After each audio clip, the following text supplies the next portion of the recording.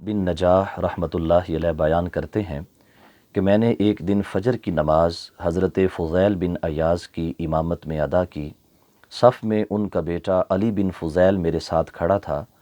جب فضیل بن عیاض تلاوت کرتے ہوئے ان آیات قرآنی پر پہنچے، خذوہ فغلوہ ثم الجحیم صلوہ، اللہ قیامت کے دن فرمائے گا کہ گنہگار کو پکڑو اور اسے طوق پہناؤ اور پھر اسے جہنم میں ڈال دو، تو آپ نے خوف الہی سے رونا شروع کر دیا۔ آپ کے جمع سال بیٹے نے بھی پھوٹ پھوٹ کے رونا شروع کر دیا اور اس قدر رویا کہ روتے روتے بے ہوش ہو کر زمین پر گر گیا، اور بعد ازاں اس کی روح اس کے بدن سے پرواز کر گئی۔ معروف محدث محمد بن البشار بیان کرتے ہیں کہ میں ان خوش نصیبوں میں سے ایک ہوں کہ جس نے علی بن فضیل کی نماز جنازہ ادا کرنے کی سعادت حاصل کی ہے۔